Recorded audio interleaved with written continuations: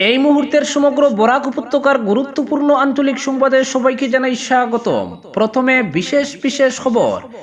করিমগঞ্জ লোকসভা কেন্দ্রে কংগ্রেস থেকে মনোনয়ন চেয়ে প্রদেশ কংগ্রেস কার্যালয়ে আবেদন করেছেন মোট 11 জন।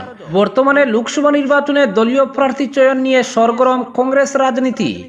ব্লক কংগ্রেস সভাপতিদের বৈঠকে মনোনয়ন প্রত্যাশী 11 জনের বিষয়ে বিস্তারিতভাবে আলোচনা হয়। দীর্ঘ আলোচনার পর সবার ঐক্যমত্যে প্রার্থীদের একটি প্যানেল তৈরি করা হয়। বৈঠকে উপস্থিত ছিলেন শহর ব্লক কংগ্রেস সভাপতি তাপস পুরকায়স্থ সহ বদরপুর ব্লক সভাপতি জাকির আহমেদ, দুর্লভপুরার মঞ্জির আলী, রামকৃষ্ণনগরের হিমাংশু দেবরায়, পাতারকান্দির রফিক উদ্দিন, লুয়ারপুয়া ব্লক সভাপতি পরশুরাম কানু এবং উত্তর করিমগঞ্জ ব্লক কংগ্রেসের কার্যকরী সভাপতি মুজিবুর রহমান। আগামী লোকসভা নির্বাচনে করিমগঞ্জে কংগ্রেস দলের প্রার্থী কাকে করা হলে দলের এই হারানো আসন পুনরুদ্ধার সম্ভব এ নিয়ে ব্লক কংগ্রেস সভাপতিরা চুলচেরা বিশ্লেষণের মাধ্যমে সিদ্ধান্তে উপনীত হন। লোকসভা নির্বাচন উপলক্ষে গঠিত ব্লক কংগ্রেস সভাপতিদের নির্বাচন সংক্রান্ত কমিটির সভাপতি তাপস পুরকায়স্থের পৌরোহিত্যে অনুষ্ঠিত সভায় প্রার্থীর নামের তালিকা চূড়ান্ত করে প্যানেল তৈরি করা হয়। ব্লক কংগ্রেস সভাপতিদের কমিটির সভাপতি তাপস পুরকায়স্থ জানান, দীর্ঘক্ষণ এ নিয়ে আলোচনার পরই প্যানেল তৈরি করা হয়েছে। প্রত্যেক প্রার্থী প্রত্যাশীর বিভিন্ন দিক খতিয়ে দেখা হয়, বিভিন্ন জনের মতামত লিপিবদ্ধ করা হয়েছে। তিনি জানান, এই প্যানেল নিয়ে তারা আগামী সপ্তাহে গুয়াহাটিতে প্রদেশ কংগ্রেস সভাপতির হাতে তুলে দেবেন। জেলা কংগ্রেস সভাপতিকে দেওয়া হবে এর প্রতিলিপি। পরবর্তী খবরটি হলো, 23 ও 24 জানুয়ারি করিমগঞ্জের 4 বিধানসভা কেন্দ্রে নতুন রেশন কার্ড বন্টন। সদ্য রাজ্যের সঙ্গে সঙ্গতি রেখে করিমগঞ্জ জেলার 4টি বিধানসভা কেন্দ্রে আগামী 23 ও 24 জানুয়ারি নতুন রেশন কার্ড বন্টন করা হবে। করিমগঞ্জের খাদ্য গণবন্টন ও উপভোক্তা বিষয়ক বিভাগের দায়িত্বপ্রাপ্ত এডিসি জানিয়েছেন, 23 জানুয়ারি উত্তর করিমগঞ্জ বিধানসভা কেন্দ্রের সুবিধা প্রাপকদের করিমগঞ্জ শহরের নীলমণি উচ্চতর মাধ্যমিক বিদ্যালয়ের খেলার মাঠে সকাল 11টা থেকে নতুন রেশন কার্ড বন্টন করা হবে। এতে মুখ্য অতিথি হিসেবে উপস্থিত থাকবেন রাজ্যের পরিবহন, আবগারি ও মিন বিভাগের মন্ত্রী পরিমল শুক্লবৈদ্য।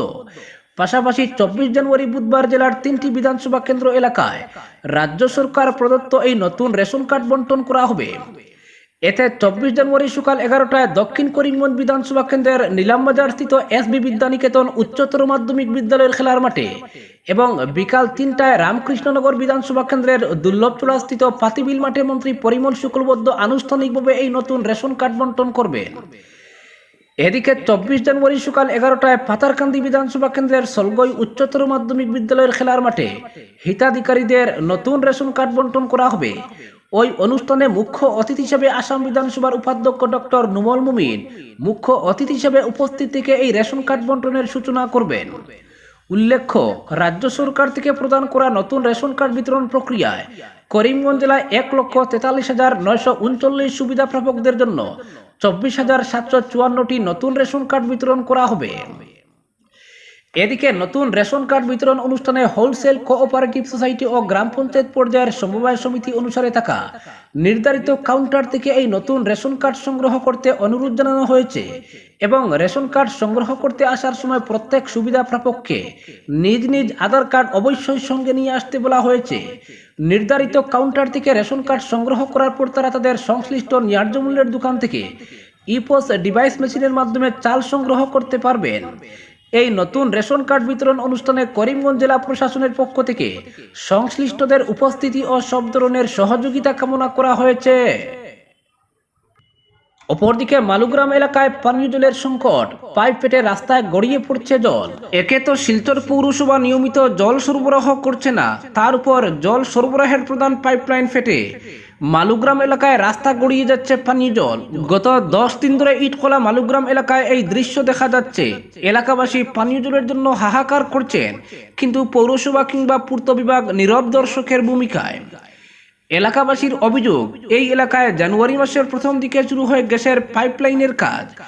এই পাইপলাইন বসানোর দায়িত্বপ্রাপ্ত সংস্থা রাতের অন্ধকারে মেশিন লাগিয়ে কাজ করতে গিয়ে বিভিন্ন জায়গায় জল সরবরাহের মূল পাইপলাইন সহ গৃহ সংযোগের লাইন বিকল করে ফেলে রেখেছে, যার ফলে পাইপলাইনে ফাটল দেখা দিয়েছে। এতে পানীয় জল রাস্তা দিয়ে গড়িয়ে যাচ্ছে, গ্রাহকরা পানীয় জল থেকে বঞ্চিত হচ্ছেন। এলাকার বিশিষ্ট বিজেপি নেতা ডক্টর প্রবাল পাল চৌধুরী লেগে থাকায় কয়েকটি জায়গায় ফাটল মেরামত হয়েছে, কিন্তু অধিকাংশ এলাকায় এখনো মেরামত করা হয়নি।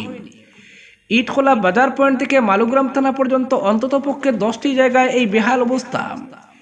এদিকে রাস্তার পাশে নালা নির্মাণের জন্য কোনো জায়গায় গ্রাহকদের গৃহ সংযোগ লাইন বিচ্ছিন্ন হয়েছে। নর্দমা নির্মাণের সময় নির্মাণকারীরা কিছুটা সচেতন হয়ে কাজ করলে গৃহ সংযোগের লাইন বিকল হতো না বলে এলাকাবাসীর অভিমত। এদিকে একটি মহল থেকে বলা হচ্ছে, সাধারণ গ্রাহকরা যখন জলের গৃহ সংযোগের আবেদন করেন তখন পূর্ত বিভাগ থেকে এনওসি সংগ্রহ করতে নানা অজুহাত দেখানো হয়, অথচ গ্যাসের পাইপলাইন বসানোর নামে সদ্য সংস্কার হওয়া রাস্তায় নির্দয়ভাবে হুড়াহুড়ি করে রাস্তার বেহাল অবস্থা সহ পানীয় জলের পাইপ ফেটে চৌচির হচ্ছে, কিন্তু পূর্ত বিভাগের কোনো কর্তা বা কর্মীকে এগুলি মেরামতের ব্যাপারে কোনো উদ্যোগ নিতে দেখা যাচ্ছে না।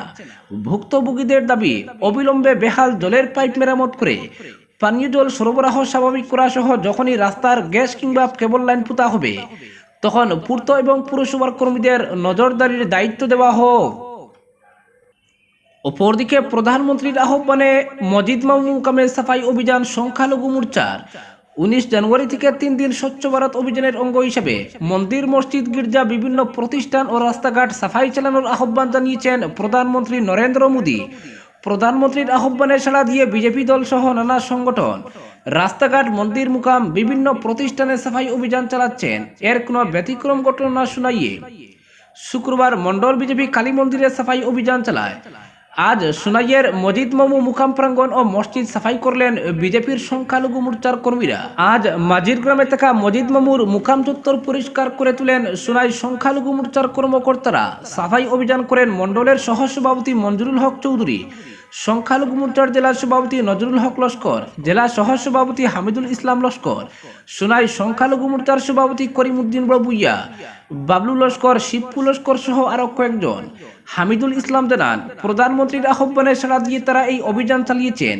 উল্লেখ্য, অযোধ্যায় রাম মন্দির উদ্বোধন ও রামলালার প্রাণ প্রতিষ্ঠা ঘিরে দেশ জুড়ে বিভিন্ন কর্মসূচি পালন করছে শাসক দল সহ বিভিন্ন সংগঠন।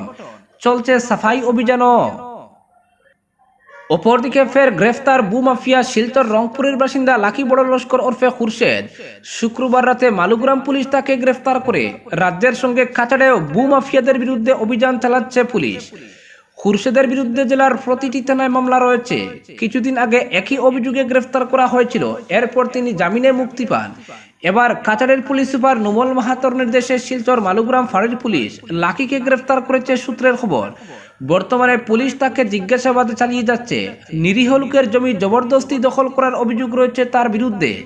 সেটেলমেন্ট কার্যালয়ে তার বিশেষ প্রভাব ছিল বলে জানা যায়। অপরদিকে অঘোষিত স্ট্যান্ডে পরিণত ক্যাপিটাল পয়েন্ট, গণদুর্ভোগের নির্বিকার দর্শক ট্রাফিক পুলিশ। অভিযোগ স্থানীয়দের, শিলচর শহরের মধ্যে সবচেয়ে ব্যস্ততম যানজটের হটস্পট বলে চিহ্নিত DI office, capital travels point, কাঁচাল কলেজ পয়েন্ট এই রাস্তাটি। দিনের শুরুতেই এই গুরুত্বপূর্ণ রাস্তায় শুরু হয় যানজট, গুদের উপর বিস্ফোরা।